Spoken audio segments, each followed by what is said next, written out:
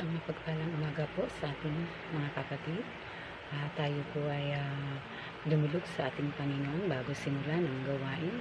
At hingin natin yung katagumpayan para sa kanyang kalulatian. Samahan niyo po ako basahin ang unang 2 Chronica chapter 7 verse 14. Ngunit kung ang bayan ito ay nagtataglay ng aking karangalan, ay magpakumbaba, manalangin, hanapin ako at talikuran ng kanilang kasamaan, papakinggan ko sila mula sa langit, at tatawarin ko sila sa kanilang mga kasalanan, at muli kong pasasaganain ang kanilang lupain. O purihin ka, aming Ama na makapangyarihan sa lahat. Hallelujah, hallelujah. Tayo po ay dumulog sa ating Amang nasa langit. Hallelujah. Aming Ama na makapangyarihan sa lahat, na nagpupuri kami, nagpapasalamat ng may likha ng langit at lupa. Diyos na makapangyarihan sa lahat. Diyos na nakakilala sa aming mga buhay.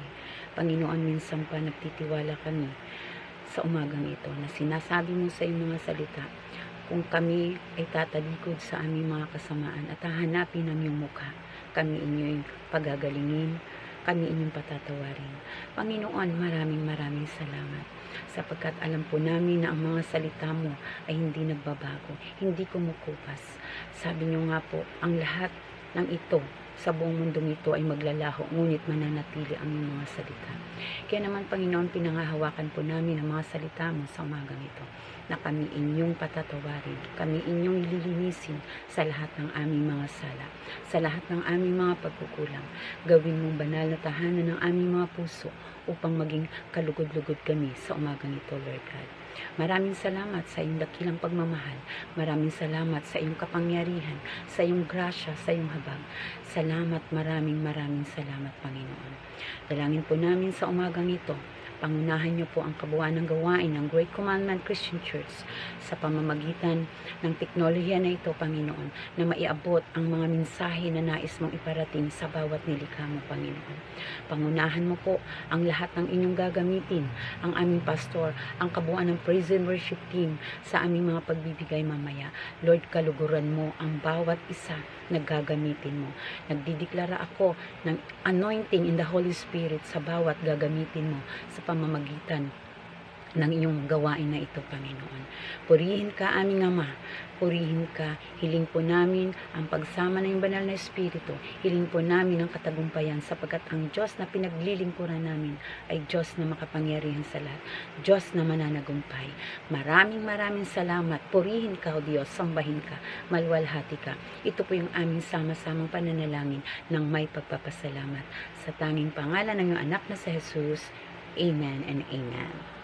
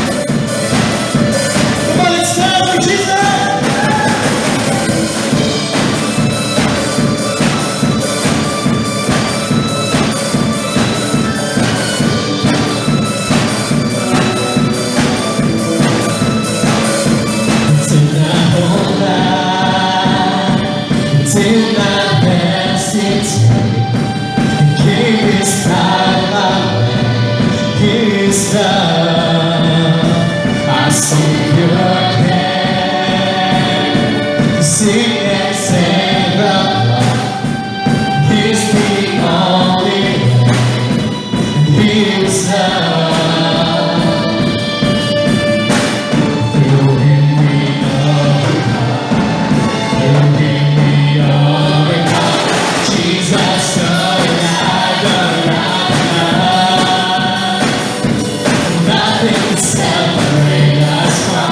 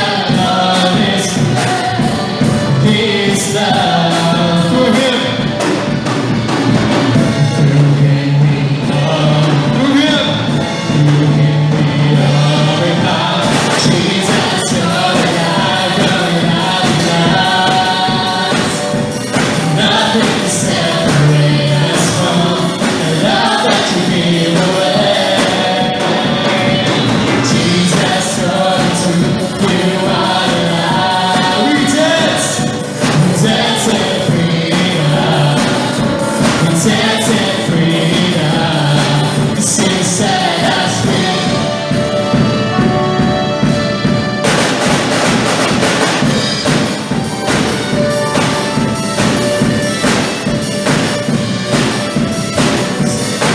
Sing, oh, oh, oh, oh. I am living in freedom, living in freedom.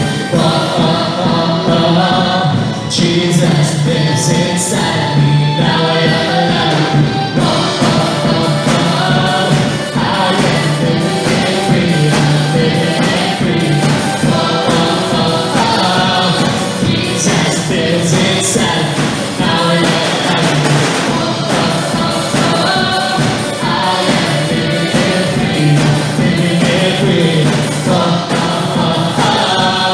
Jesus is inside. Let's dance. I am living in freedom, living in freedom. Jesus lives inside of me. Now I am alive. I am living in freedom, living in freedom. Jesus lives inside of me. Now I am alive. Through him we walk. Through him we overcome. Through him we overcome. Through him we overcome.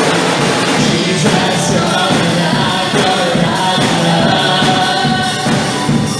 Nothing can separate us from the love that you give away. Oh, Jesus.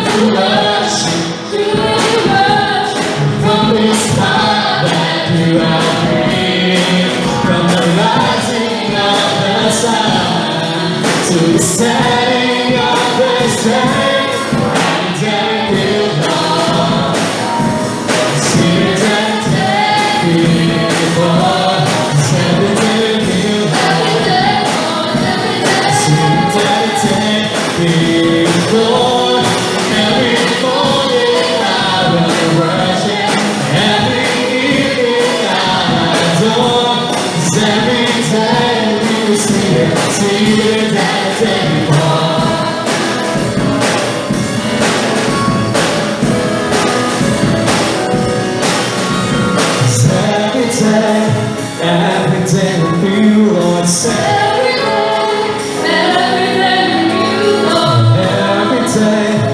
sweeter than the day before. Every day, sweeter than the day before. Every day with you, Lord. Every day with you, Lord. Every day, sweeter than the day before. Every day, sweeter than the day before. Every day with you, Lord. Every day with you, Lord. Every day, sweeter than the day before. Sweeter every day with you, Lord. Sweeter than the day before. It's every day with you, Lord. Sweeter than the day before. Every morning I will worship. Every evening I'll adore. 'Cause every day you are sweeter, sweeter than the day before. Every day with you, Lord. Sweeter than the day before. It's every day with you, Lord. Sweeter than the day before. Every morning I will worship. Every evening I'll adore. 'Cause every day sweeter, sweeter than the day before. 'Cause every day is sweeter, sweeter than the day before. 'Cause every day is sweeter, sweeter than the day before. Hallelujah.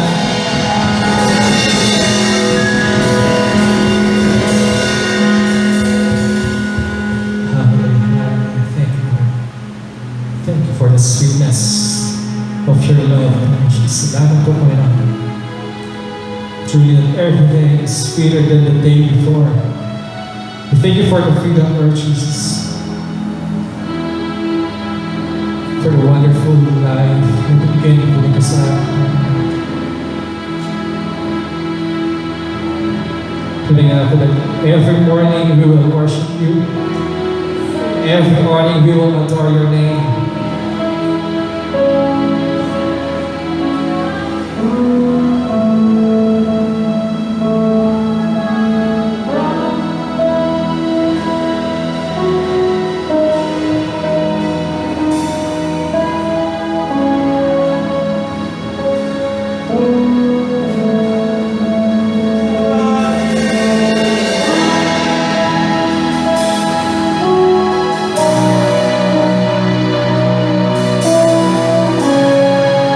We are here, Lord, giving all that we have.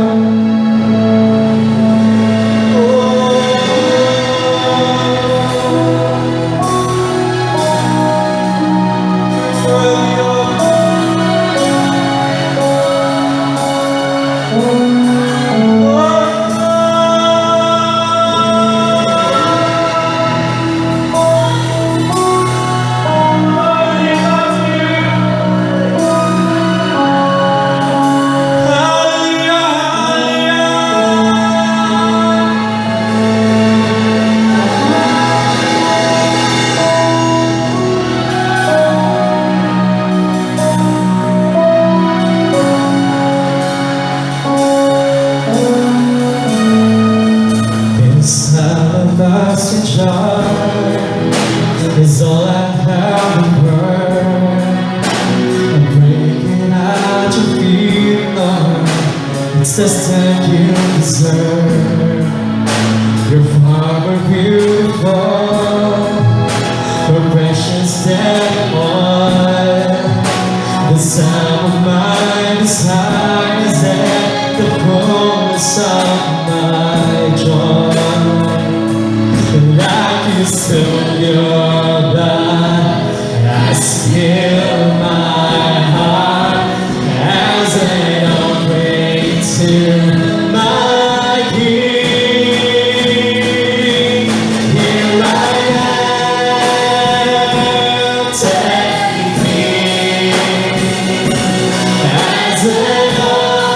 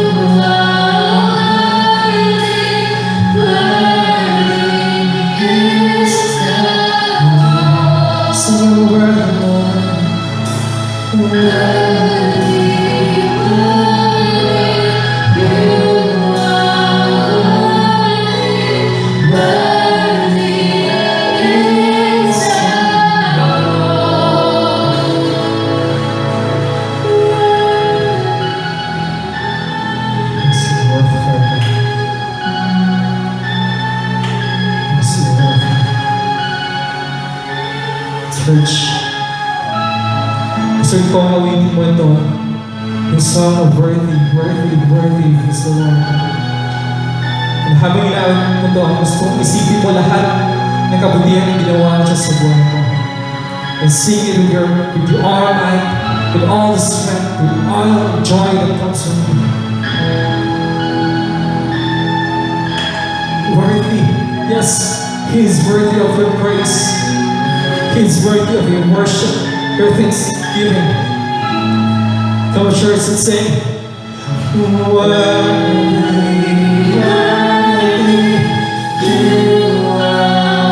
Alalahanin mo lahat ng kabutihan ng Diyos sa buhay mo. All the blessings, lahat ng kagalingan, pagpapala.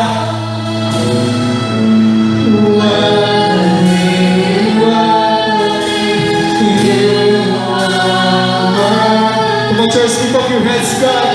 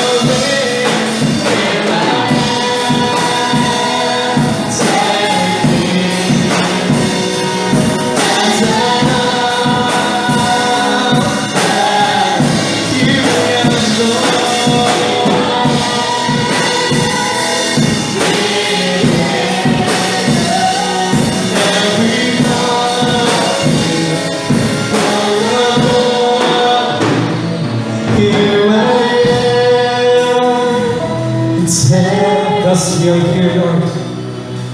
As it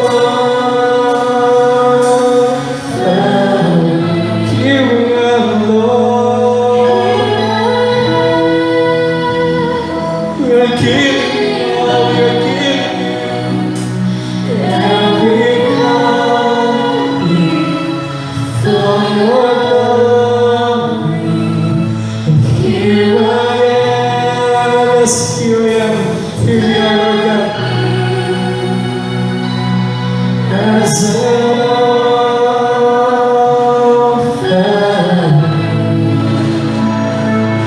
here I am, giving every heart for your glory tonight.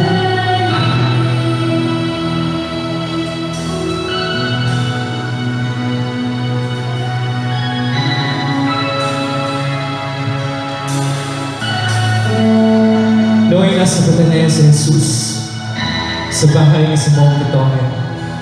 Samantalang siya'y kumakain, dumating isang babaeng may dalang isang sisitang alabastro na puno ng mamahaling pabango. Ito'y talisay na nardo. Pinasag niya ang sisitlan at ang pabango'y binungos sa ulo ni Jesus. Nagalit ang ilang naroon at sila'y nag-usap-usap. Ano't ilang saya ang pabango? Mapagbibigili sana iyon ng higit pa sa 300 denaryo at mabibigay sa mga dungha ang pinagbilhan at sinisisi nila ang babae. Ngunit sinabi ni Jesus, bakit inyo siyang ginugulo? Pabayaan niyo siya. Mabuti ang kanyang ginawa sa akin. Habang panahon kasama ninyo ang mga dukha, at anumang oras ninyong ibigin ay magagawa ninyo silang mabuti. Ngunit ako'y hindi ninyo kasama sa habang panahon. Ginawa niya ang kanyang makakaya. Hindi pa may binusan niya ang pabango sa aking katawan bilang paghahanda sa aking paglilingin. Sinasabi ko sa inyo, saan man ipapangaral ang mabuting balita, mababanggit din naman ang ginawa niya itong bilang pag-aalala sa akin. Kapatid, kagaya ng isang babaeng ito, may binigay niya ang buong-buo para sa Panginoon. In the turn of the goodness of Jesus in your life, today, tomorrow, and forever, ano yung kaya mong pasagin para sa Panginoon? Handa mo bang pasagin yung oras at bigay ito sa Panginoon? Handa mo bang pasagin yung talento at kaalay ito sa Panginoon? Come on, church. Our Lord Jesus Christ is worthy of your praise. He's worthy. He's worthy.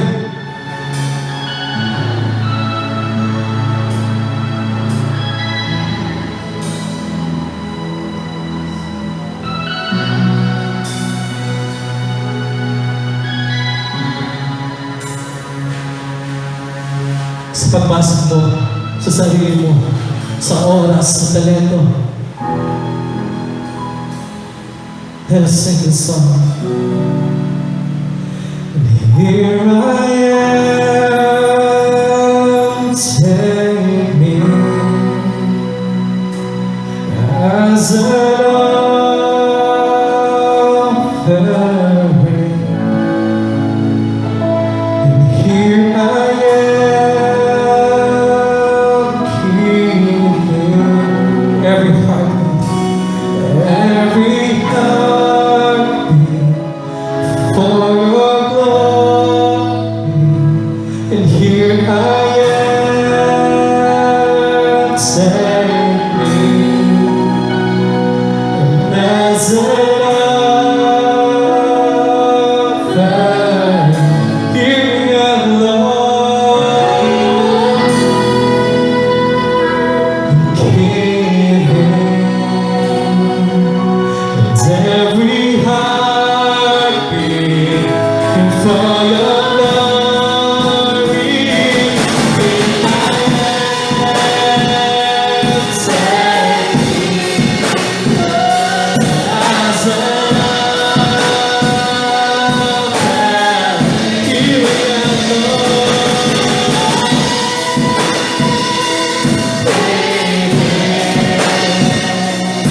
every heartbeat for your glory.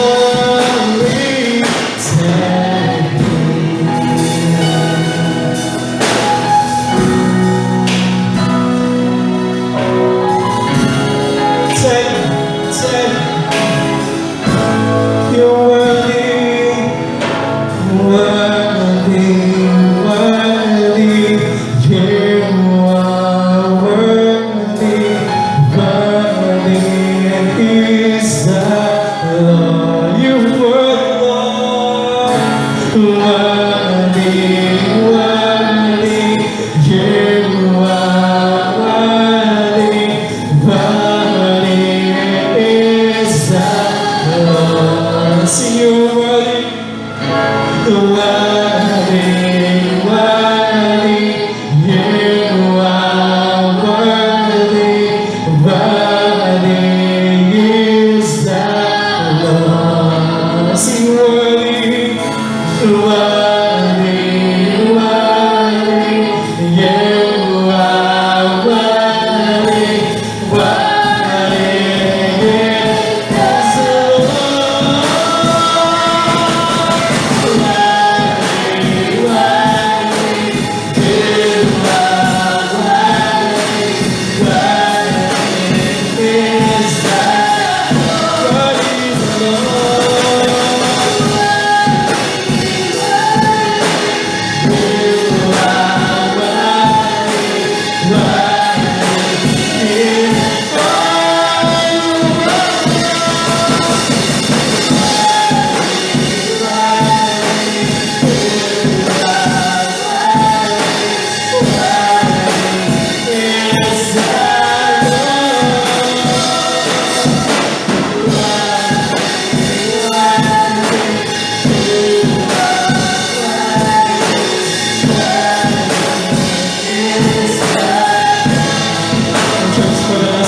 sila. Worthy, worthy, you are worthy. Worthy is the Lord. Worthy, worthy, you are worthy. Worthy is the Lord.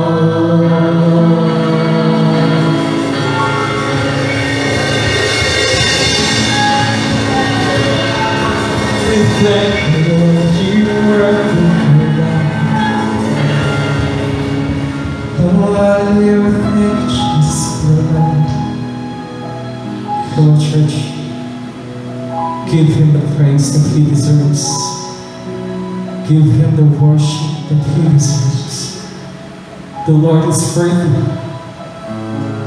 Come on, church, sing it out. Give him the praise that he deserves. Oh, thank you for God's love. Oh, hallelujah.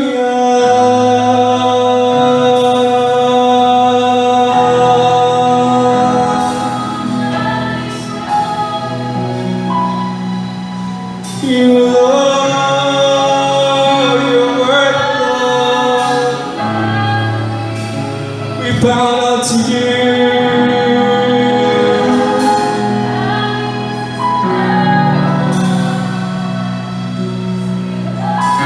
Yes, Lord.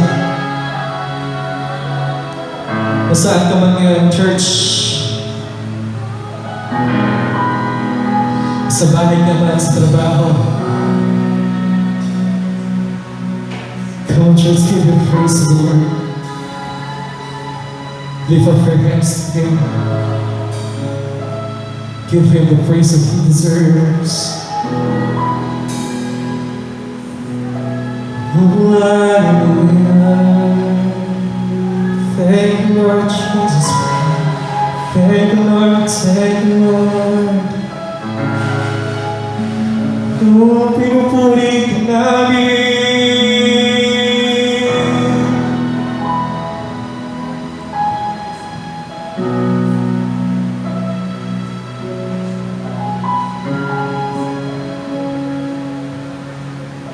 Hallelujah. Jesus. Jesus, the lover of my soul, of our soul. Lord, thank you sa lahat ng mabutihan na ginagawa mo sa amin, Lord. Thank you for loving us, Lord. Na kahit nagkakasala kami, nagkakamali kami, nagkukulang kami sa iyo, but still, pinaparamdaman niyo pa rin sa amin na mahal mo kami. Lord, thank you for the blessings na kailanman hindi ka nagkulang sa amin. Sa trabaho na meron kami, salamat, Lord.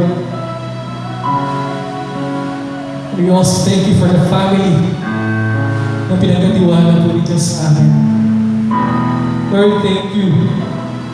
Pinagabayan mo kami sa bawat araw. Yung presensya mo ay lagi nandyan sa tabi namin. Kasama namin.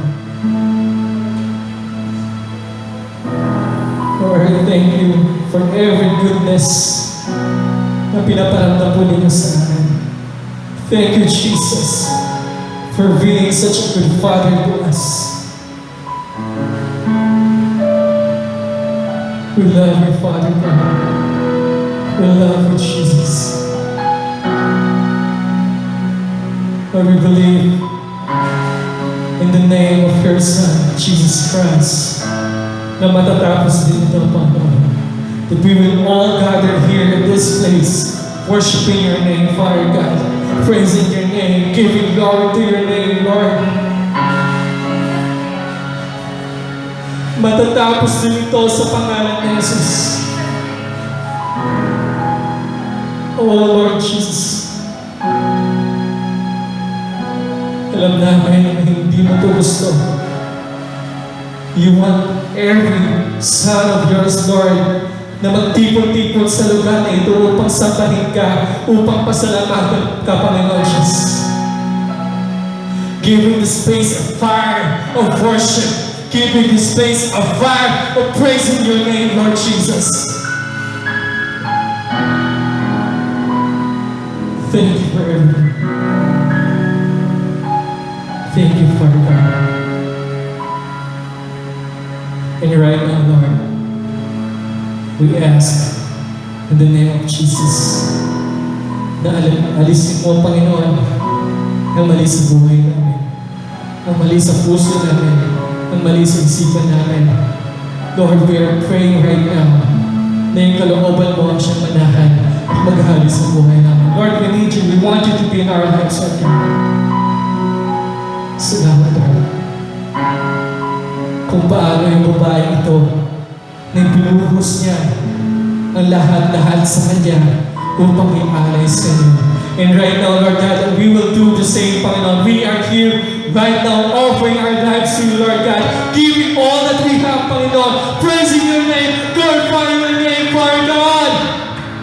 We broke our talents, our time to you, Lord God. Oh, glory to you, Father God. Glory to your name, Jesus. Matatapos dito, Panginoon. Matatapos lahat ng problema, lahat ng gulo sa mundo ito. Yung pandemic nito, Lord, matatapos dito. Hallelujah. Hallelujah. Thank you, Lord. Thank you for everything. Thank you, Lord. Thank you.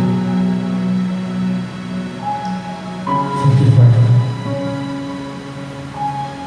Can you lift up your hands?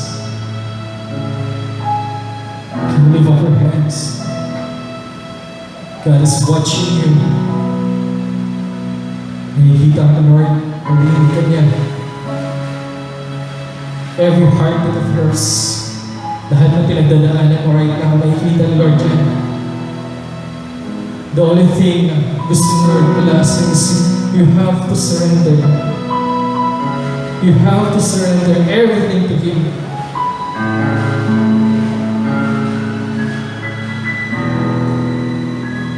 Lord, here we are surrendering to you everything that we have. Maraming salamat namin, Ama. Maraming salamat po. And we are giving you all the glory, honor, and praise in the mighty name of your Son, in Jesus Christ. We pray. Amen.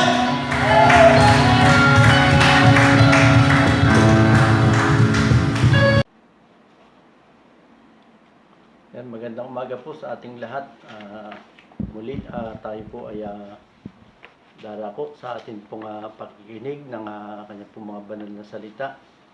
At bagamat tayo po ngayon, araw po na ito ay online service po tayo. Yan, patuloy po nating idalangin sa ating pong Panginoon yung ating pong kalagayan ng ating pong probinsya ng Bataan.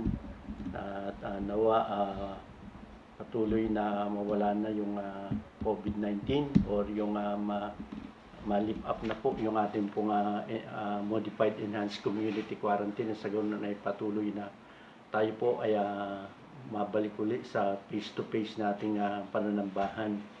Balit, ano man po yung maging sitwasyon ng ating pong bansang Pilipinas o yung ng mundo, yan.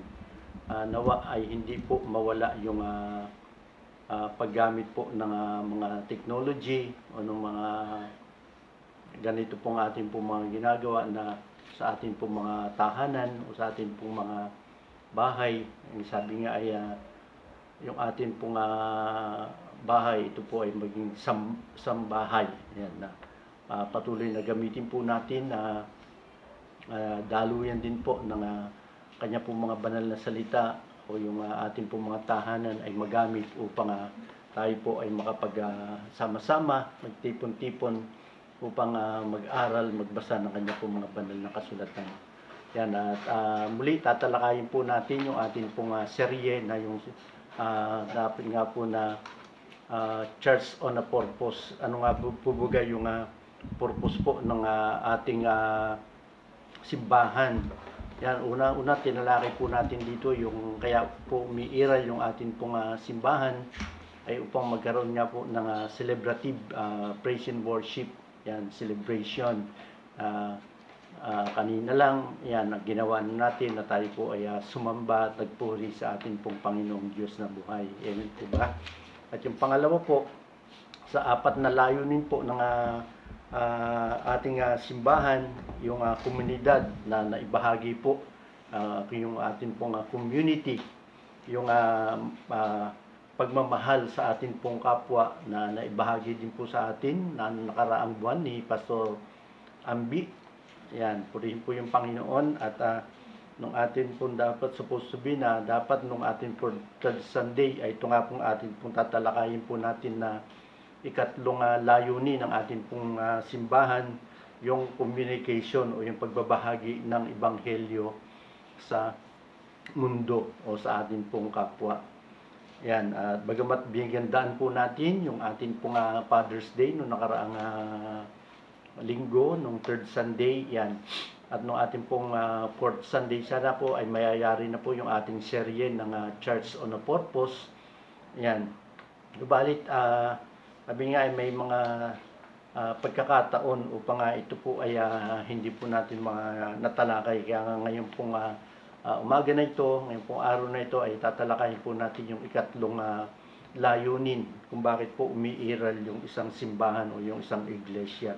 Ito nga po ay doon sa nasabi nga po na communication o yung pagbabahagi ng Ebanghelyo.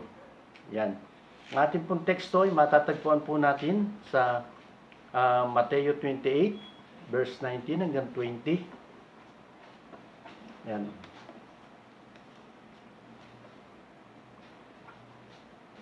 Yan, basahin po natin. Kung meron din po kayong mga Biblia, anuman salin po yan, pakibasa nyo lang po yung atin pong teksto na gagamitin po ngayon, yung sinasabi po doon sa Mateo 28, verse 19 hanggang 20. Yan, sabi niya po dyan, kaya't habang kayo'y humahayo, gawin ninyong alagad ko ang mga tao sa lahat ng bansa, bautismuhan ninyo sila sa pangalan ng Ama, ng Anak at ng Espiritu Santo, turuan ninyo silang sumunod sa lahat ng inuutos ko sa inyo. Tandaan ninyo, ako'y laging kasama ninyo hanggang sa katapusan ng mundo. Purihin po yung Panginoon sa pagkakabasa po ng kanya po mga banal na salita. Tayo po ay humingi ng gabay sa atin pong Panginoon. Saglit po tayo manalangin. Ama naming Diyos na makapangyarihan sa lahat, minsan pa po Panginoon, kami po ay patuloy na dumudulog sa iyo, humingi sa iyo ng patnubay. Samahan niyo po kami ng iyong Santong Espiritu habang kami po ay nagbubulay-bulay, kikinig, nagbabasa ng yung mga banal na salita at yung mga aral niyo po Panginoon ay patuloy Lord na pagkalooban niyo kami ng karunungan, lalo na ako po Panginoon na magbabahagi na yung mga banal na salita at maging yung bawat isa po sa amin, mga kapatiran po Panginoon na nanunood sa kanila pong tahanan ay patuloy Lord na pagkaisahin niyo po yung bawat isa po sa amin. Samahan niyo po kami na yung Santong Espiritu, bigyan niyo po kami ng bukas na puso, bukas na isipan, na sa ganun ay patuloy Lord na yung mga salita ay magsilbing kalakasan po ito ng aming pong mga spiritual na buhay. Gamitin nyo lamang po akong daluyan ng yung mga salita at ikaw po ang isang patuloy na makita sa akin pong harapan. Salamat po Panginoon, ito po yung aming samot dalangin sa pangalan ni Jesus. Amen. Amen. Yan, sinasabi nga po doon yung unang dalawang hangarin po natin o yung layunin, yung atin pong celebration at saka yung community. Ito po ay nagmula nga po doon sa Great Commandment. Yan yung sa ating pong banal na kasulatan. Yung sinasabi yung una po yung mahalin mo ang Panginoon mong Diyos ng buong puso at mahalin ang iyong kapwa tulad ng iyong sarili. Yan, matagpuan po natin yan sa Mateo 22 verse 39 hanggang 37 hanggang 39. At yung pangalawa po na nagmula po ito doon sa Great Commission. Yung sabi nga po na tayo po ay humayo at ipangaral po natin yung ating banal na kasulatan, yung atin pong teksto ngayong umaga po na ito. Yan. Ang apat na hangarin po na ito ay ang sentro na sa kung ano yung tawag sa atin ng Diyos bilang isang simbahan o bilang isang iglesia. At sinasabi nga po sa katunayan, kung wala tayong ibang ginawa maliban sa apat na mga bagay po na ito, Yan. Sabi matutupad pa rin natin yung layunin ng Diyos sa atin pong iglesia. Yan. Ngunit sabi nga, kapag ka daw po yung isa dito sa apat na layunin po na to, yung atin pong sinasabing celebration, community, communication, and cultivation. Yan po, pagka nawala daw po dyan yung isa o hindi po natin ginampanan dyan, yung sa isa man lang dyan sa apat po na yan, ay hindi daw po natutupad yung layunin ng atin pong Panginoon Diyos sa bawat iglesia.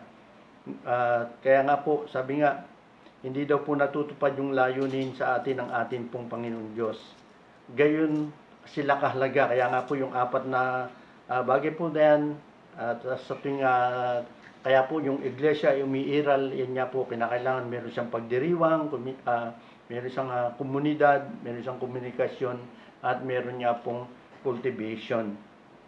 At ngayon nga po, araw po na ito, ngayong umaga po na ito, ay titignan natin yung pangatlong layunin na kung saan yung communication o yung sinasabi nga pong pagbabahagi ng ibanghelyo o ng mabuting balita ng ating pong Panginoon. Yan, ang unang puntos po doon, ang una po, communicating the good news. Yan. Yung unang puntos po ay communicating the good news. Yan, yung teksto nga po natin na binasa po natin doon sa Mateo 28 verse 18 hanggang 20. Yan. At sa pangatlong layunin niya daw po na yung pagbabahagi po ng ebanghelyo ay nangangahulugang ito daw po ay ang una o yung pakikipag-usap ng mabuting balita. Yun po ang ibig sabihin po ng salitang ebanghelyo. Yan, nangangahulugan daw po ito ng literal na mabuting balita. Mayroon tayong mensahe na ibinabahagi sa mundo. At ang mensahe na iyon, yun nga po, yung mabuting balita ng atin pong Panginoon. Ito daw po yung pinakamagandang balita sa buong mundo. Kaysa yung mga naririnig po natin sa mga balita, yung sa mga TV, sa mga radyo, mas maganda po yung maririnig po, yung magandang balita ng atin pong Panginoong Diyos. Yan ang sabi nga daw po, ito daw po yung pinaka magandang balita na atin pong maririnig sa buong mundo. Yan, na yung ipinadala ng atin pong Panginoon, ng ating Diyos Ama, yung kanyang anak dito po sa mundo upang mamatay para sa ating mga kasalanan at tayo man po ay mabalik sa Kanya. Yun daw po yung kasalanan na maaari tayong patawarin ng atin pong Panginoon. Yan. Yun po yung mensahe na ibinibigay sa atin ng atin pong Panginoon Diyos. At dapat natin gawin ang lahat upang maipaabot yung mensahe po na ito, yung magandang balita po na ito sa atin pong kapwa o sa ibang tao. Yan. Alam nyo ba mga kapatid na yung una at huling utos ng ating pong Panginoong Hesus sa kanyang mga alagad ay parehong may kinalaman sa pagbabahagi ng ebanghelyo sa iba. Yan, nung sinabi po doon sa Mateo 4:19, nang makita ni Jesus sina Andres at Pedro na naghuhulog ng lambat doon po sa lawa, sinabi niya sa kanila, halika, sumunod ka sa akin at gagawin kitang mamalakayan ng tao. Yan. Yun din daw po yung unang utos ng ating pong Panginoon. Matapos na si Jesus ay bumangon sa mga patay at handa na bumalik sa langit, ibinigay niya sa mga alagad ang kanyang huling utos. Yan. Tinawag itong Great Commission. At matatagpuan nga po natin doon sa Matthew 28. Yan. Sinabi ni Jesus, lahat ng otoridad sa langit at sa lupa ay binigay niya sa akin, kaya't humayo kayo at gumawa kayo ng mga alagad sa lahat ng bansa. Ano ang una at huling utos ni Jesus sa kanyang mga alagad? Di po ba, yung sabi nga, pumunta yung humayo at ibahagi ang ebanghelyo at ipaabot ito sa ating pong kapwa o ipaabot ito sa buong mundo. Yan, sinimulan ng ating pong Panginoong Hesus yung kanya pong Great Commission sa nagsasabing lahat ng otoridad ay sa langit at sa lupa ay ibinigay na sa akin. Yun ang batayan para sa mahusay o sa magandang sa Great Commission. At ang lahat ng autoridad ay binigay na kay Kristo. Yan, at nababasa din po natin yan sa Awit, chapter 2, verse 7 hanggang 8. Yan ano po sinasabi po yan, tipunin mo sa iyong piling ang lahat ng mga bansa, at mula sa trono sa kaitaasan, ikaw Yahweh ang mamamahala. Sa lahat ng mga bayan, ikaw ang hukom na dakila. Humatol ka sa panig ko sapagkat ako'y taong tapat. Yan, sabi nga, nang makumpleto po ng ating pong Panginoong Hesus yung kanyang pong misyon dito po sa lupa, yan, sa pamamagitan nga po ng pagkamatay niya sa krus at muling pagkabuhay, yan, natupad nga po yung sinasabi nga po dyan sa Awit, chapter 2, verse 7 and 8. Yan, na ibinigay ng Diyos kay Jesus ang lahat ng autoridad sa langit at sa lupa. Si Jesus ay may autoridad sa kahit saan o kahit saan mang lugar. Hindi lamang siya ang tagapagligtas ng iilan o yung tagapagligtas para sa isang tiyak na grupo o sa isang tiyak na pangkat ng mga tao. Siya ang tagapagligtas ng buong mundo. Amen po.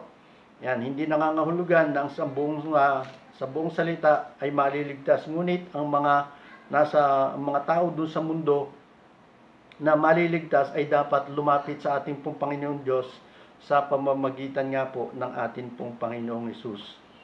Yan, at sa Great Commission, idineklara po ni Jesus na ating pong Panginoon yung kanyang autoridad sa lahat ng mga bagay. At pagkatapos ay inutusan niya tayo na pumunta at parating ang mabuting balita na ito sa atin pong kapwa o sa ibang tribo, sa ibang mga bansa. Kaya nga po sinabi nga po doon yung humayo kayo at gumawa ng mga alagad at gawing alagad ang lahat ng bansa. Yan.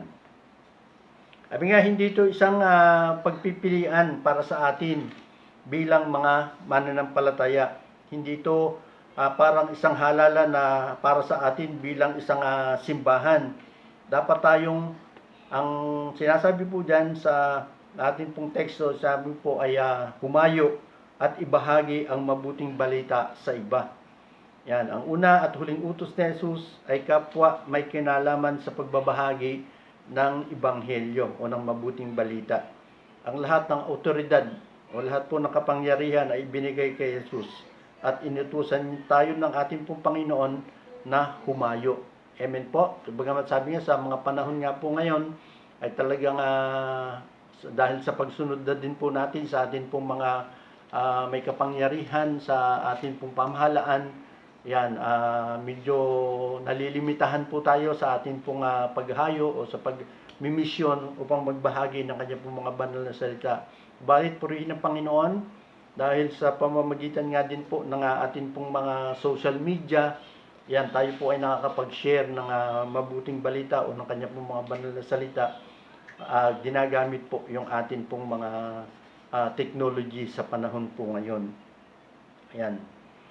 Kaya nga po, patuloy lang po tayo sa pag-share ng mabuting balita at yung para po ito maging isang communication po natin sa atin pong mga kapwa. Yan. At ang pangalawang puntos po, sabi nga dyan, ako yung sinasabi doon sa pangalawang puntos, yan, telling about Christ's death and resurrection. Telling. Sabi nga ay ipagsabi po natin yung tungkol po doon sa kamatayan at pagkabuhay ng atin pong Panginoong Jesucristo. Yung pagkabuhay na muli ng atin pong Panginoong Jesucristo. Mababasa po natin yan sa unang Korinto chapter 15 verse 1 hanggang 4. Yan, ano po yung sinasabi? Sabi po dyan, mga kapatid, ngayon pinapaalala ko sa inyo ang magandang balitang ipinangangaral ko sa inyo. Yan ang magandang balitang inyong tinanggap at naging saligan ng inyong pananampalataya. Naligtas kayo sa pamamagitan nito kung matatag ninyong pinangahawakan ng salitang ipinangangaral ko sa inyo. Dahil kung hindi, walang kabuluhan ang inyong pananampalataya. Verse 3. Yan, sapagkat binigay ko sa inyo itong pinakamahalagang katuruan na tinanggap rin. Si Kristo'y namatay dahil sa ating mga kasalanan bilang katuparan sa sinasabi sa kasulatan. Yan, inilibing siya at muling nabuhay sa ikatlong araw ayon din sa kasulatan. Yan. Uri nga po, Kaya po sabi nga sa atin pong pagsasabi o sa bibigay po natin o sa pagbabahagi po natin ng kanya pong mga banal na salita, ano daw po yung sasabihin natin sa mga tao kapag tayo po ay nagpunta o pinapahayag natin na yung mabuting balita ng ating pong Panginoon. Di po ba sinasabi natin sa kanila na mahal sila ng ating pong Panginoong Diyos at nais niyang patawarin sila kung sila po ay magsisisi ng kanila pong mga kasalanan? Sinasabi din natin sa kanila kung anong pagkakaiba ang maaaring gawin ng Diyos sa kanila pong mga buhay, gaya po ng atin pong naranasan, di po ba, nung tayo po ay nakakilala at tumanggap sa Panginoon bilang Panginoon sa sariling tagapagligtas ng ating buhay, at siguradong tayo po ay binago ng atin pong Panginoong Diyos. Yun daw po yung magagandang bagay upang maibahagi po natin yung tayo po ay binago ng atin pong Panginoon. Ngunit sabi nga, hindi din daw po ibig sabihin na sa pamamagitan ng paghahatid po natin ng mabuting balita, maaari po nating ibahagi ang lahat ng mga bagay na iyon at higit pa. Ngunit mayroon po ritong dalawang tinutukoy na mga bagay na dapat po nating iparating kung tunay na binabahagi po natin yung mabuting balita o yung ebanghelyo sa iba. At yun daw po yung dapat din po nating sabihin sa kanila, na hindi lamang sila mahal na mahal ng ating pong Panginoon, kundi sabihin din po natin sa kanila yung tungkol sa kamatayan o kung bakit namatay yung ating pong Panginoon at yung kanya pong muling pagkabuhay. Yan.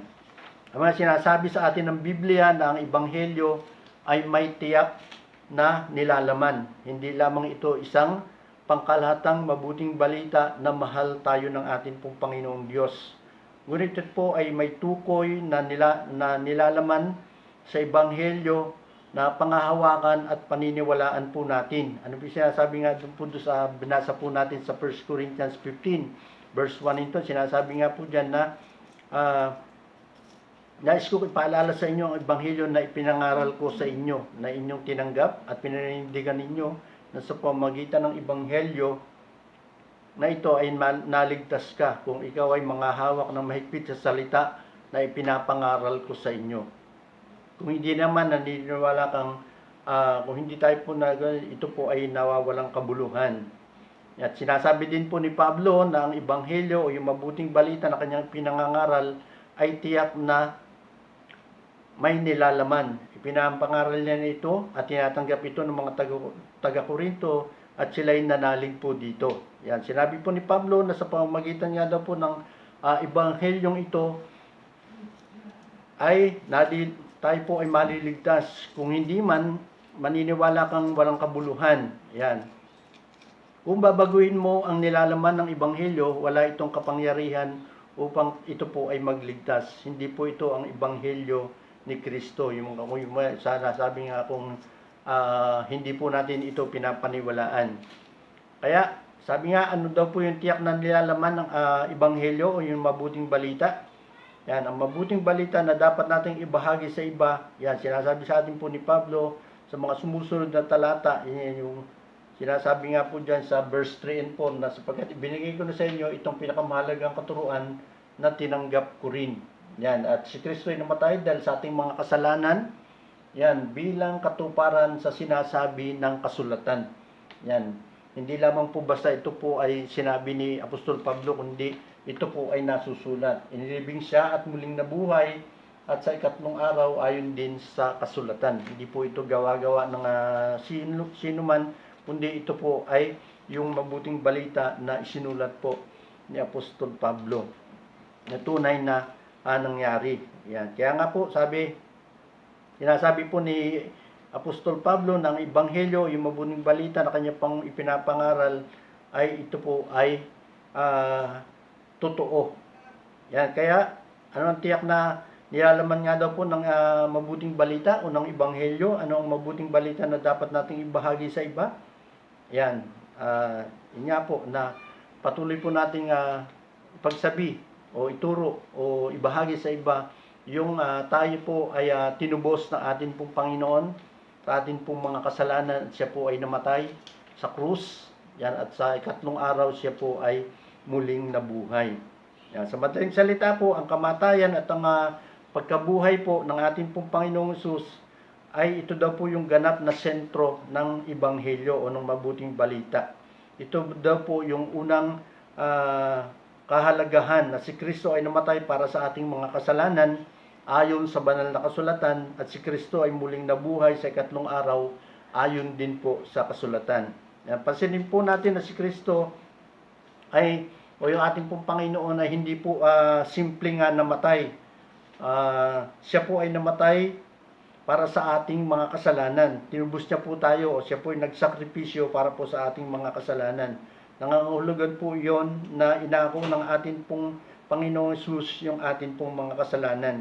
Si Jesus ay hindi kailanman nagkasala.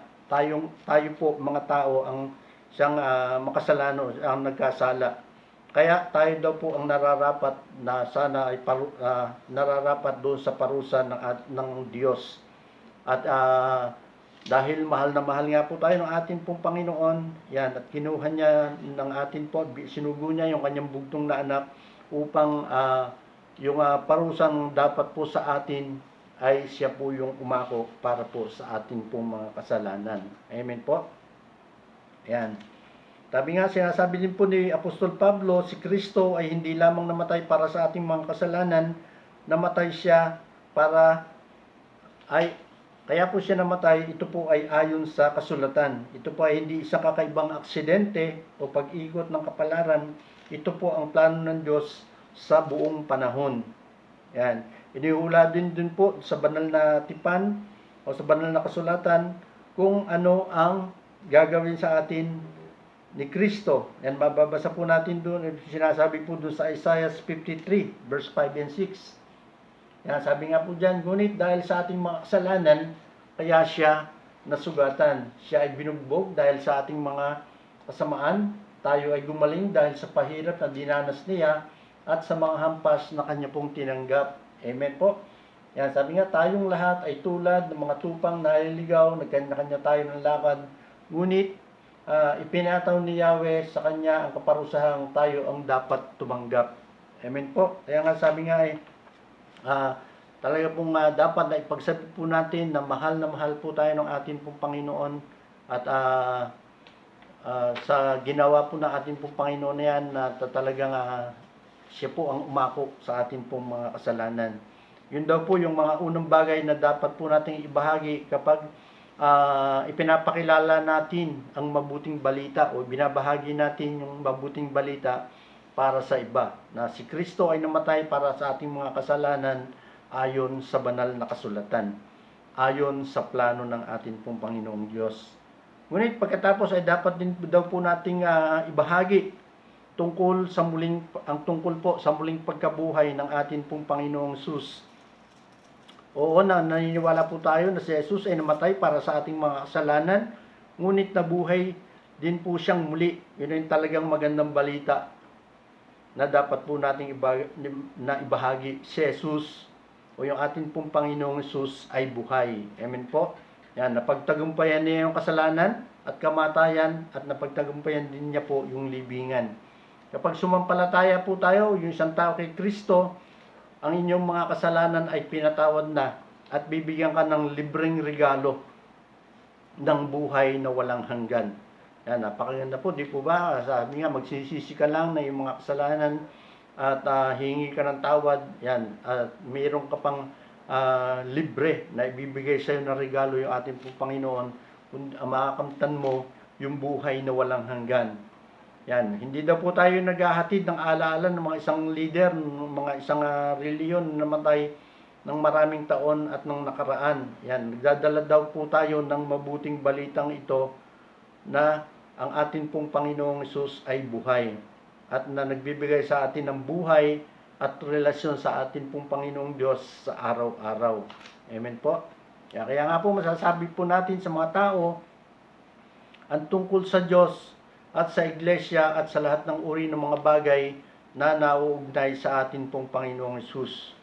Sabi nga, ngunit kung tunay na ihatid po natin yung mabuting balita o kung patuloy na binabahagi po natin yung mabuting balita, yan, dapat nating sabihin sa kanila ang tungkol sa kamatayan at sa pagkabuhay ng atin pong Panginoon. Amen po. Kaya nga po, sabi nga, hindi lamang yung tayo po ay inibig ng atin pong Panginoon.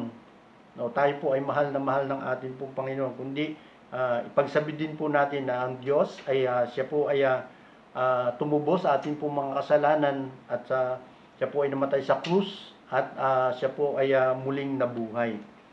Yan. Pangatlong puntos po. Ano po siya ang sa pangatlo? Yan. Sharing with our local community and the whole world. Yan. Pagbabahagi daw po sa ating mga lokal na pamayanan at sa buong mundo. Ano po yung sinasabi doon sa Gawa 1:8? Yan, sabi po doon, subalit tatanggap kayo ng kapangyarihan pagbaba sa inyo ng Espiritu Santo. At kayo magiging saksi ko sa Jerusalem, sa buong Judea, at sa Samaria, at hanggang sa dulo ng daigdig. Yan.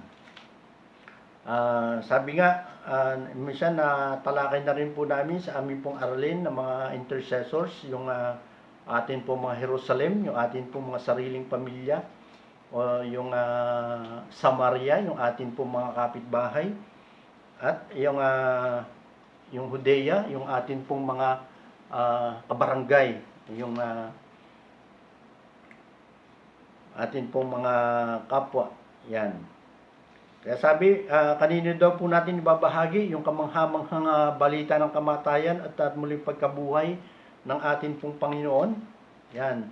Sabi, ang sagot po dyan, sa sino mang hindi alam itong ganitong mabuting balita, yung mga hindi pa po nakakaalam. Ngayon ay may gusto kang kung meron pong gustong makarinig ng Ebanghelyo ng paulit-ulit, yan, hindi daw po tayo dapat magsasawang isipin ang ginawa sa atin ng atin pong Panginoong Hesus. Yan, sa katunayan, dapat daw po tayong lahat ay sumailalim kay Kristo at sa Ebanghelyo araw-araw. Ang Ebanghelyo ay ang batayan ng ating pagiging Kristiyano at ng ating pong pananampalataya. Yan. Ngunit kung binabahagi lamang daw po natin yung Ebanghelyo sa atin pong sarili. Yan. Kung binabahagi lamang po natin yung Ebanghelyo sa loob po ng atin pong simbahan. Yan. Kung gayon ay may isang bagay na labis na mali. Kaya nga daw po, ito daw po ay tulad ng isang pangkat ng mga pasyente na may mga cancer. Yan. Yan, sila daw po ay nag-uusap-usap lang yung mga kung paano sila na pagaling o nakahanap ng lunas, sa kanilang sarili lang daw po yun. Hindi yan daw po lamang magiging hindi ka paniwala at ito nga daw po masasabi natin na tayo po ay mga makasarili, di po ba? Kapag ito ay sinasarili lang natin o binabahagi lang natin doon sa atin pong pamilya, o bagamat bahaginan yung atin pong mga pamilya, yan, dapat din po na ito po ay may bahagi din po natin sa ating mga kapitbahay o sa ating pong pamayanan. Kaya nga po sabi dyan na meron daw po tayong responsibilidad na ibahagi yung mabuting balita po na ito na sa mga taong hindi pa nakakarinig po nito. Yan, bago po bumalik yung ating pong Panginoong Hesus, bago po siya umakyat sa langit, sinabi niya sa kanyang mga alagad, makakatanggap tayo ng kapangyarihan kapag ang banal na Espiritu ay dumating sa inyo at kayo'y magiging aking mga saksi sa Jerusalem, sa buong Judea at Samaria at hanggang sa dulo ng mundo. Yan nga po sinasabi dun sa Gawa 1:8. Kung titignan mo ang mga pangalan ng lugar sa isang mapa, yan, makikita mo ang isang pag-unlad. Ang Jerusalem, ito po yung nasa gitna. Hindi lang po natin nakuha yung mapa po ng Israel. Yan, yung gitna daw po na ito ay makikita natin, ito daw po yung Jerusalem na nasa gitna. Doon po nagsimula yung Ebanghelyo o yung mabuting balita. At susunod po dito, yung lalabas po doon po sa mga nakapaligid na syudad, yung lugar nga daw po ng Judea at ng Samaria. At pagkatapos ay ang Ebanghelyo ay lalabas sa ibang bahagi ng mundo. At ang pinakadulo, inya po yung maabot nga po yung buong mundo. ng kanya pong mabuting balita. Kaya't may parehong lokal na sangkap sa pagbabahagi ng ebanghelyo. Yan, sa yung sabi nga po doon na yung Jerusalem, para po ibahagi po natin sa atin po mga Jerusalem, doon po sa atin po mga pamilya. Kung meron pa po tayong mga kaanak o kapamilya na hindi pa nakakakilala, hindi pa nakakarinig ng mabuting balita, yan, dapat po natin siyang bahaginan. At susunod niya po yung Judea, yung sabi nga ay kapitbahayan o yung kapitbahay. At yung Samaria, yung atin nga pong pamayanan. Yan. Ang parehong pagresponsibilidad ng dalawang beses na nakasalalay sa atin bilang mga mananampalataya sa panahon nga po ngayon. Dapat nating ibahagi ito po ng lokal ang mga ebanghelyo sa loob ng ating sariling kapitbahay at pamayanan. Maging sa atin nga pong sariling pamilya. At dapat din daw po na makilahok tayo sa pandaigdigang pagkalat ng ebanghelyo. Yan, patuloy, ginagawa na rin po natin ito, lalong-lalo na po natin po mga intercessors. Yan, hindi lamang po ipinapanalangin yung atin pong yung mga Muslim country, kundi nag-a-adapt na po yung mga intercessors na yung mga lugar o yung mga bansa na nakapaligid po sa Israel upang ito po ay mabuksan sa mabuting balita ng atin pong Panginoon. Kaya po sa pamamagitan po ng pananalangin, yan, sa akin po, natoka po sa akin yung lugar po ng Japan, yung bansa po ng Japan, yan, patuloy ko po siyang isinasama sa pananalangin upang mabuksan na rin po yung bansa po ng Japan sa kapahayagan po ng mabuting balita ng atin pong Panginoon. Sabi po dyan ngayon ay isipin mo na bilang mga Kristiyano o bilang isang Kristiyano na nabigyan ng mabuting balita o nakarinig ng mabuting balita, yan, lahat daw po tayo ay nagbabahagi ng mabuting balita. Yan po ng ebanghelyo sa mga tao sa paligid po natin. Yan, ngunit nakakalungkot, hindi iyon ang kaso. Kaya bakit ganon? Bakit hindi natin madalas na maibahagi yung mabuting balita ng ating pong Panginoon? Kaya nga po, sa kadahilanan nga daw po na hindi natin ito naibabahagi yung ebanghelyo sa mga tao dahil din sa mga kaibuturan ng ating pong mga puso ay hindi talaga tayo naniniwala. Kung ikaw po ay walang paniniwala sa mabuting balita ng ating pong Panginoon. Kaya nga po hindi po natin ito ma-share. Subalit kung tayo po ay naniniwala, sumasampalataya na yung mabuting balita na ito at siyang magpapalakas sa iyo o siyang magliligtas sa iyo para po pagka nadinig mo ito o sinampalatayanan mo ito ay mababago ang iyong buhay. Kaya nga daw po hindi lamang po yung sinabi nga po ni Pastor Ambino nakaraan na yung ating pong community o yung pagmamahal po natin sa ating pong kapwa, kundi napakahalaga po na yung communication o yung pagbabahagi nga po ng banal na salita ay patuloy po nating nagagamit o patuloy po nating nagagawa upang ito nga po ay bahagi. Sabi nga po dyan, kung naniniwala talaga tayo sa ebanghelyo at talagang mahal natin ang mga tao sa paligid po natin o yung kamahal po natin yung ating pong kapwa, sasabihin natin sa kanila kung ano yung gagawin ng ating pong Panginoon Diyos para sa kanila sa pamamagitan po ng ating pong Panginoong Kristo. At kung talagang naniniwala po tayo na si Jesus ang tagapagligtas para sa buong mundo at sa gayon tayo ay nakatuon sa mga misyon dito po sa buong mundo. Yan. Nagdarasal para sa mga misyonera. Yan. At sabi nga, nagbabahagi din po tayo, nagbibigay po tayo ng financial na tulong para po doon sa pagbimisyon. Yan, isang mabuting balita nga rin po yun na nagagawa po ng atin pong iglesia.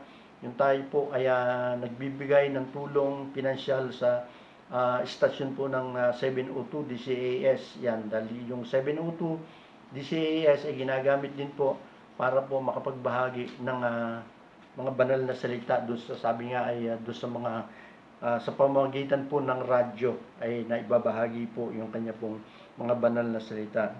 Sabi may isang hamon na dapat po nating na ibig ko pong sabihin sa inyo. Sabi nga, handa ka na ba na sumama sa Ebanghelyo o mismo kung ikaw po ay tatawagin ng ating pong Panginoon upang magbahagi po nito?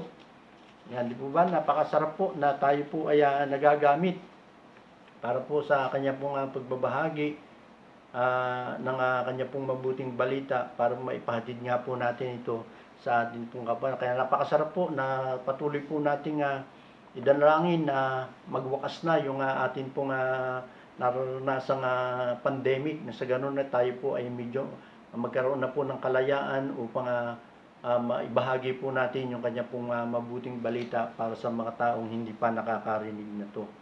Amen po ba? Yan, kaya nga po sa atin pong pagtatapos, sa atin pong conclusion, sabi nga, ano sinasabi yan? Yan, ang pagsamba, yung celebration, ito na po yung pagmamahal at pagbabahagi at paglago para sa apat na layunin ng atin pong simbahan.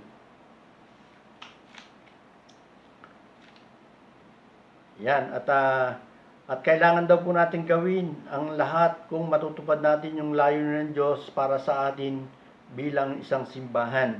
Yan, at pangatlong bahagi nga po na yan na ibinabahagi po sa inyo ngayon ay yung pagbabahagi po ng Ebanghelyo, kung saan kailangan nating lahat po tayo ay magamit ng Panginoon para po makapagbahagi po tayo, makapag-share po tayo ng mabuting balita ng ating pong Panginoon.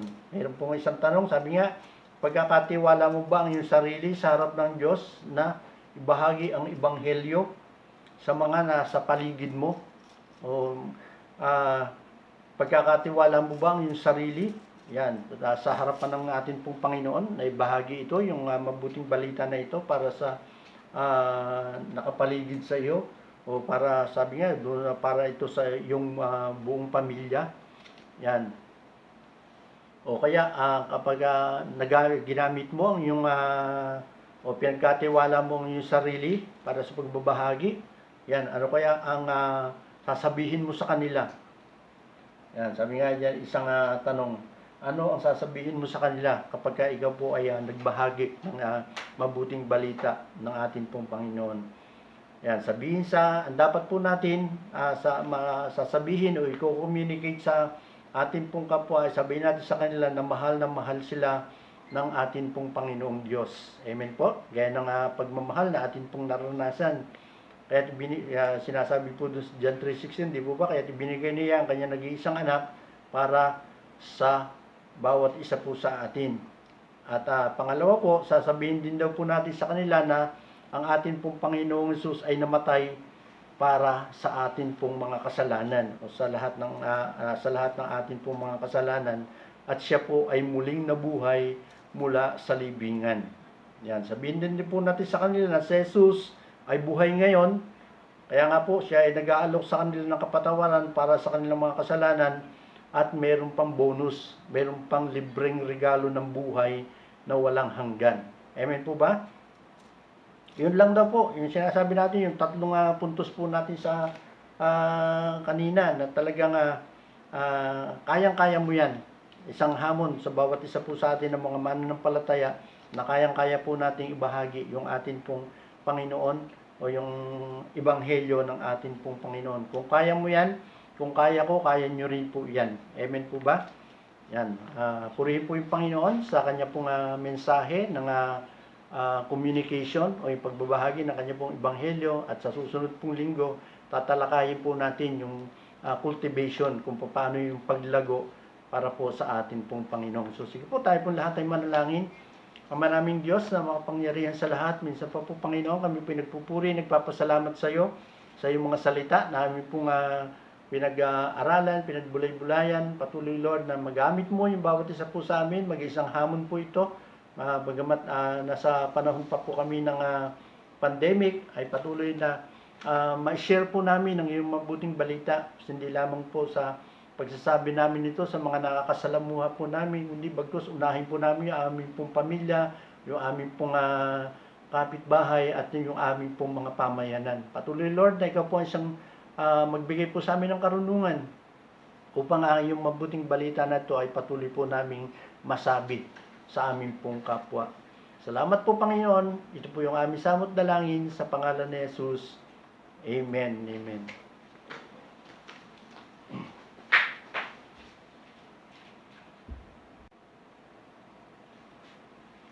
Yan po, mga kapatid, bilang pagsunod po sa atin po mga ginagawa tuwing unang linggo po ng buwan, yan muli po, alalahanin po natin yung tipan na pinagkalugto sa atin ng ating pong Panginoon, yung pagpira-piraso ng kanya pong tinapay, yung tinatawag po natin na banal na komunyon. Yan, handa po natin yung bawat isa, yung atin pong mga sarili sa pagtanggap po nito. At maging sa inyong mga tahanan, yan, magkaroon po tayo ng pagsasama-sama bilang isang pamilya sa paggunita ng kanya pong banal na komunyon, sa pagtanggap po natin ng atin pong banal na komunyon. Sabi nga po dyan, yung banal na hapunan ng komunyon, ito daw po yung pagpira-piraso ng tinapay o tinatawag nga din daw pong Santa Cena. Yan, at ito po ay patuloy po nating isinasagawa, lagi po natin isinasagawa tuwing tayo po ay nasa unang linggo ng bawat buwan. Yan, kaya nga po sa mga araw po na ito, sa oras po na ito, tayo po ay magsasagawa ng pagpira-piraso ng ating pong ng tinapay o yung tipan na binigay po sa atin ng ating pong Panginoon.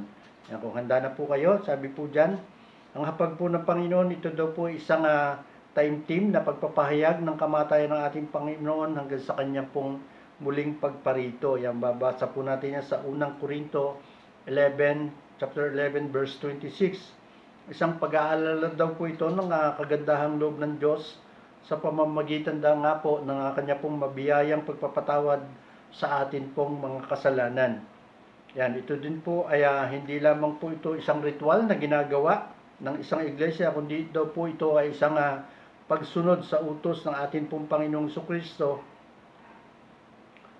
na ibinigay po niya sa atin. Yan, mabasa po natin yan sa unang Korinto 11 verse 24 hanggang 25. Yan. Kaya nga po, maring po nga ipinapaalala po sa atin ni Apostol Pablo na ang hapag po ng Panginoon, ito po ay isang banal na gawain na dapat po nating gawin at igalang. Yan. Ang pagbabahagi po rito, mga hindi po nararapat, ay magbubunga daw po ng hindi maganda. Yan. Kaya nga po, sa mga oras po na ito, ay seleksyon po natin yung atin po mga sarili. Yan, maglinis po tayo ng atin po mga sarili. At nasa ganoon ay maging karapat dapat po tayo sa pagtanggap o sa pagbabahagi ng kanya pong sa pagpirapiraso po ng tinapay at sa pag-inom nga po ng alak o simbolo po ng kanya pong dugo. Sige po, kung tayo po ay handa na, hawakan na po natin yung ating pong mga tinapay o yung ating pong osya, kung meron po tayong osya sa ating pong mga tahanan. Sabi po dyan, tayo po ay manalangin. Panginoon naming Diyos, lubos po yung aming pong pasasalamat sa iyong dakilang pagmamahal sa amin. Bagamat kami po ay hindi karapat-dapat sa inyo, minarapat nyo pa rin pong kami maging mga anak mo sa pamamagitan ng pagkamatay ni Jesus sa krus ng Kalbaryo. Para po ito sa pagpapatawad ng aming mga kasalanan. Dalangin po namin na sa aming pagtanggap ng katawan ni Jesus na nabayubay sa krus, patuloy po ninyong pag-alabin yung aming pong mga puso sa pagpupuri sa iyo. Pagpalain mo po yung hostya po na ito, yung tinapay po na ito na aming pong hawak upang ito po ay maging pagpapala rin sa bawat isa po sa amin. Sa pangalan ng aming Panginoong Jesus. Amen. Yan. Sapagkat ito ang turo na tinanggap ko mula sa Panginoon at ibinibigay ko naman sa inyo. Noong gabing siya'y pagkanulo ng Panginoong Jesus ay dumampot ng tinapay, nagpasalamat at pinagpirapiraso yun at sinabi, ito ang aking katawan na inihahandog sa inyo. Gawin niyo ito bilang pag-aalala sa akin. Tanggapin po natin.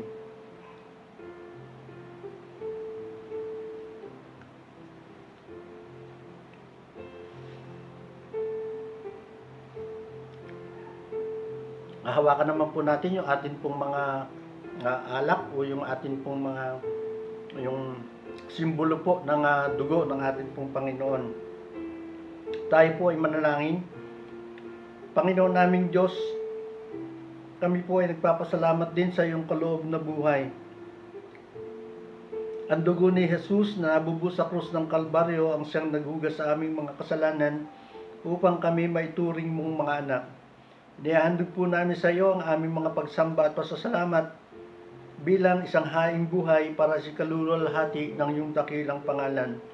Habang patuloy po namin pinapahayag ang iyong kaharian at ang iyong muling pagbabalik. Ito po ang aming dalangin sa pangalan ni Jesus. Amen. Yan, matapos maghapunan, dumapot siya din na saro at sinabi, ang sarong ito ang bagong tipan na pinagtitibay ng aking dugo. Tuwing iinumin ninyo ito, gawin ninyo bilang pag-aalala sa akin. Sapagkat tuwing kakain kayo ng tinapay na ito at iinom sa sarong ito, ipinapahayag ninyo ang kamatayan ng ating Panginoon hanggang sa kanyang muling pagparito. Tanggapin po natin.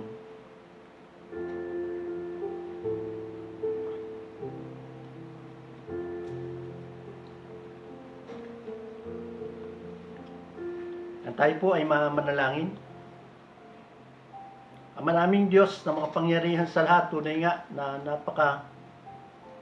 buti mo sa bawat isa po sa amin. Kami po ay nagpupuri, nagpapasalamat sa mga pagkakataon na ito upang muli alalahanin po namin ang tipan na ibinigay mo sa bawat isa po sa aming mananampalataya. Salamat po Panginoon at alam po namin na ikaw po siyang patuloy na nagbibigay po sa amin ng lakas, patuloy na nagbibigay po sa amin ng karunungan upang ang lahat ng iyong mga utos po Panginoon, lahat ng mga tipan na binibigay mo sa amin ay patuloy po na ito po ay magawa po namin o masunod po namin sa amin po mga buhay. Kaya naman po Panginoon, maraming salamat at ikaw po siyang patuloy na sumama, mag-ingat sa kabuuan pa ng aming pong gawain po na ito. Salamat po Panginoon, ito po yung aming samot dalangin sa pangalan ng aming Panginoong Jesus. Amen and amen.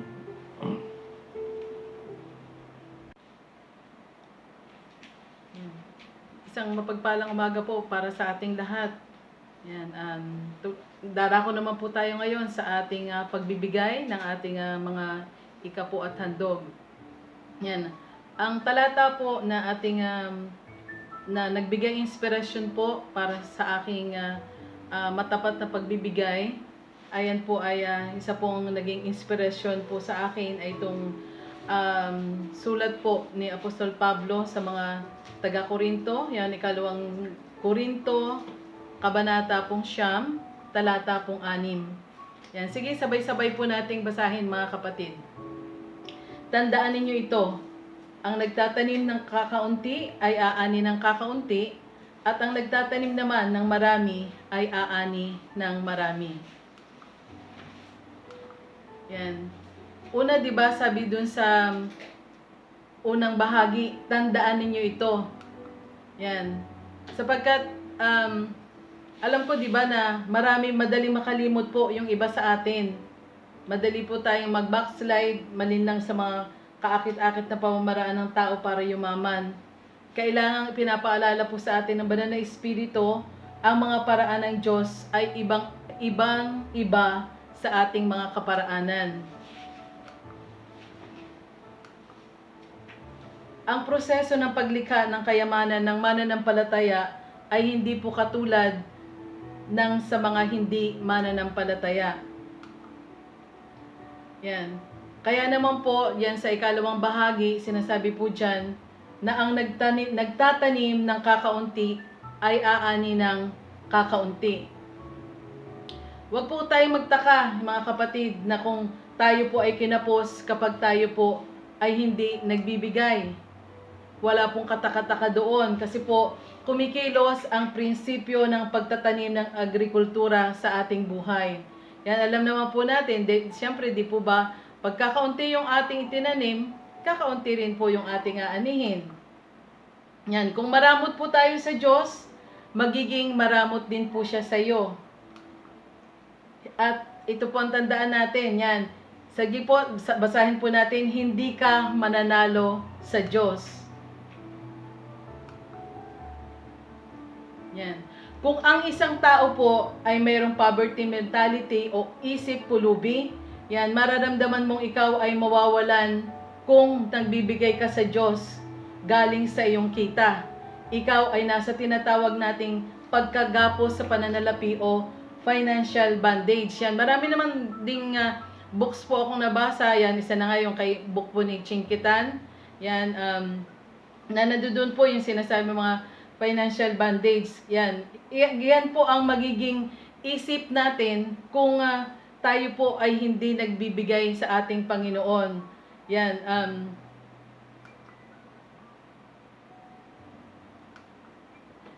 Ninanakawan mo ang Diyos sa hindi pagbibigay ng nararapat sa Diyos, kaya hindi po tayo pinagpapala ng Diyos.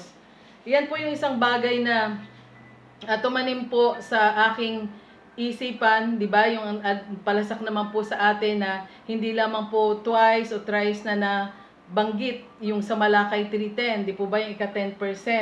Pero kung i-backward po natin yung mga nauna pang talata doon, sinasabi doon na dinadaya po natin ng Panginoon kung tayo po ay hindi nagbibigay ng tapat. At dahil po dyan ay makararanas po tayo ng mga matinding kagipitan at hindi po natin magawang sumaya ng lubos sa ating buhay. Meron nga, di ba, dumaranas po tayo na meron nga po tayong pananalapi, yan, meron po tayong mga financial na pangangailangan po natin, pero hindi po nalulubos yung ating pong kasayahan. Dumarating pa rin yung punto na tayo po ay nagdaramdam emotionally, socially, at higit sa lahat yung spiritual po nating buhay kung hindi po tayo natatauhan. Yan. Sumunod naman po dun po sa ikatlong bahagi ng talata pong 6 na yan ng sa Korinto, sinasabi po na ang nagtatanim ng marami ay aanin ng marami. Ito naman po yung naranasan ko dito, yung financial breakthrough o financial freedom, paglayang financial, na naranasan ko po na nandoon po yung matagal nang hinihintay, yung pambihirang pag-ahon pagdating sa pananalapi. Ito po yung tunay ko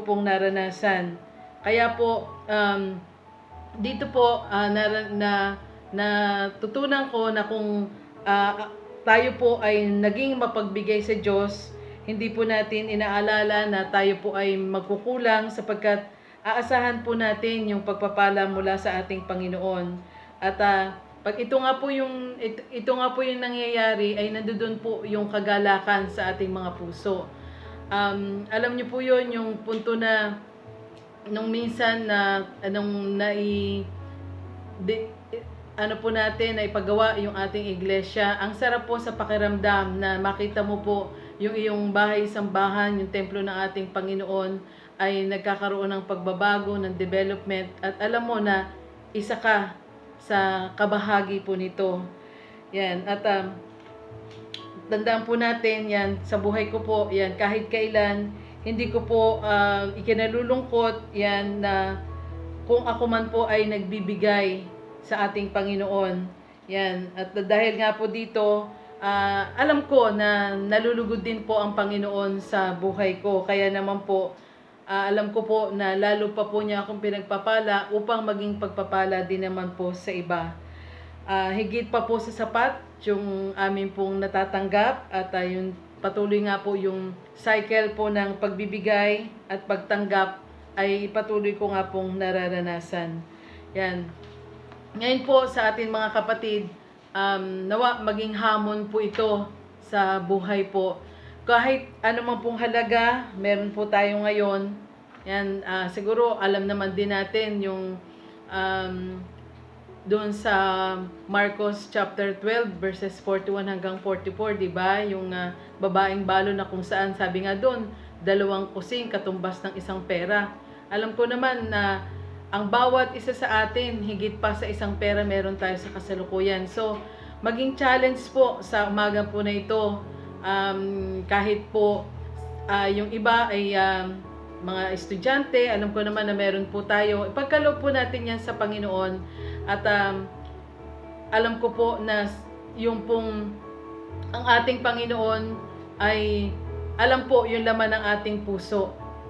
Alam po yung laman, syempre din, ng ating bulsa. Kaya po, lagi din, na-share ko na po to sa inyo before, nung una pa rin po ako nag-testimony, yung pong quotation na galing pong kay Pastor Proceso Marcelo, yan sa Hardin ng Panalangin, na sinasabi niya po na ang Kristiyanong namumuhay ng tapat ay sapat sa lahat ng bagay, magtapat tayo sa Diyos at ang Diyos ay hindi magkukulang. Sige po, manalangin po tayo. Diyos amang banal, makapangyarihan sa lahat, salamat Panginoon sa mga financial provision na pinagkakalob niyo po sa amin, at sa mga salapi po, sa mga kaloob na amin pong ihahandog ngayon. Patuloy Panginoon na ito po ay inyong pagpalain, patuloy na lumago po ito, at patuloy na makatulong sa amin pong iglesia ng Great Commandment Christian Church. Dalangin po namin Panginoon ang lahat na magkakaloob sa kanilang tahanan ay tunay pong pagpalain nyo ang kanilang buong pamilya. Maraming salamat. Ibuhos nyo po ang masaganang biyaya at pagpapala sa bawat isang kasama po namin sa pananambahan na ito. Ito po ang aming samot dalangin sa iyo sa pangalan ng iyong anak na si Jesus. Amen. Sige po, magkaloob na po tayo. God bless. Yan, darako po naman po tayo sa atin pong announcement. Yan, sa darating pong Miyerkules, July 7, yan, mag-online prayer meeting po ulit tayo. Tapos sa susunod na linggo, July 11, yan, patuloy po tayo sa atin pong online services. Yan lang po yung atin pong mga announcement na atin pong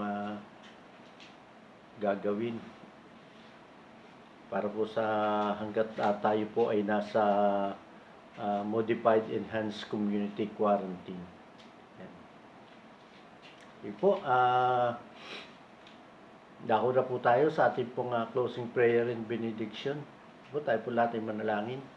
Ama naming Diyos na makapangyarihan sa lahat, minsan po Panginoon, kami po nagpupuri, nagpapasalamat sa iyo sa ginawa mong pagsama sa bawat isa po sa amin, sa aming pong pagpupuri, pagsamba sa iyo, ng saan po mga pakikinig ng iyong mga banal na salita. Patuloy Lord na maraming salamat sa tagumpay na iyo pong ibinibigay sa bawat isa po sa amin. Dalangin po sa iyo po Panginoon, na nawa sa aming pong gawain po na ito ng online services po Panginoon. Patuloy Lord na ikaw po ang siyang magbigay po sa amin palagi ng katsagaan sa aming pong mga ginagawang pakikinig, panunood po Panginoon sa aming pong mga tahanan. Salamat po Panginoon, at patuloy Lord na ikaw po ang siyang magbigay po sa amin ng tagumpay sa lahat ng aming pong mga gagawin sa buong maghapon po na ito. At madama po namin po Panginoon ang iyong palaging pagsama at pag-iingat na ginagawa mo sa bawat isa po sa amin. Pagpalain mo po Panginoon yung bawat pamilya ng iglesia po ng Great Commandment Christian Church, maging yung mga kapastoran po namin na ginagamit niyo po sa aming pong bahay-sambahan na nasa lugar po ng Balanga. Patuloy Lord na ingatan niyo po silang palagi at bigyan ng kalakasan ng kanilang pong mga physical na pangatawan, lalong-lalo tigit po Panginoon yung kalakasan ng kanilang pong mga spiritual na buhay. Mga biyaya at pagpapala, patuloy po namin dinideklara sa kanila pong mga buhay at kasama po ng kanila pong buong pamilya. Gayun din po Panginoon yung mga kapatid po namin na mga nagsisipagtrabaho sa ibang bansa. Patuloy Lord na ingatan mo rin po silang palagi at bigyan ng kalakasan ng kanila pong mga physical na pangatawan.